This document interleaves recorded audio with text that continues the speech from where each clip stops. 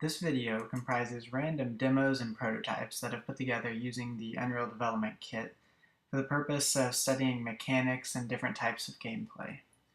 This first demo showcases a system that I designed and developed that allows the player to switch from a pawn that's restricted by things like gravity and ordinary collision to a pawn that's not.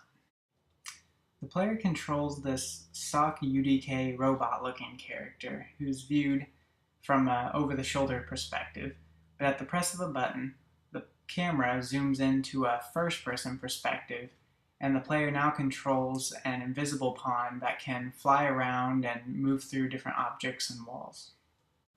Each time the player switches to the first-person pawn, the camera starts actually inside of the mesh of the third-person pawn, indicating that the character can initiate some sort of out-of-body experience. Many unique types of gameplay could arise from a system like this. For example, in a shooter, the player could explore an area and map out a plan, all while unseen by the enemy before actually entering the room and taking on those opponents. Or in an action-adventure type of game, the first-person pawn could actually get stronger and gain new abilities as the player progresses through the game, and possibly go through walls or doors or something that are shut or locked and flip a lever or something that could open up the door for the other pawn.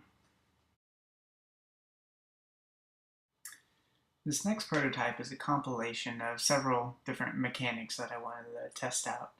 The first thing that you'll probably notice is the makeshift laser scope that I implemented here, which is an attempt at developing a system for the player to aim without being in a strictly over-the-shoulder type of view. Next, I developed this room that you see here with the two stone pads to test out the lighting system in UDK. Each of the pads actually turns the dominant directional light in the level a different direction, meaning that the lighting and the shadows on everything in the entire level have to be updated as the makeshift sun turns. Next, I developed a system that would project the player upwards into the air, and I tied it to one of these glowing particle effects to create a sort of UDK trampoline that the player can play around with, and it turns out they're quite fun just to try all sorts of things.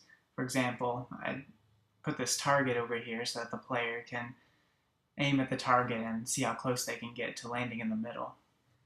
The last two things that I included in this UDK playground were a couple of ambush scenarios. These ambushes begin when the player picks up one of the green glowing particle effects, and it spawns several AI bots that then pursue the player, and they don't shoot weapons or anything, but they just use a navigation grid to seek out the player, and then if they get close enough, they cause the player a certain amount of damage per second. The first ambush takes place amidst these columns, and I wanted to test out UDK's navigation system for the AI, and I thought it'd be neat for the player to have to keep moving around so that the bots wouldn't sneak up on him from around one of the columns. The second ambush takes place in a valley that I created, and it's not nearly as unique as the first scenario because the bots tend to just bunch up in a line and the player can just shoot them all fairly easily, but I wanted to explore with the navigation system and also the terrain system included in UDK. Finally, the last UDK scrap that I have to show off is just a multiplayer deathmatch scenario map.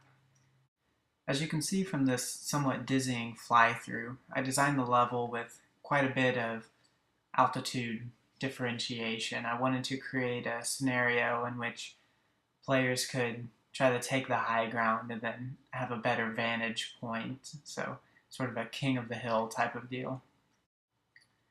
I didn't want to include a lot of obstacles for players to take cover behind, but the landscape itself sort of serves in the place, because you can sort of position yourself around different hills and mounds and sort of hide and sneak up on players and such.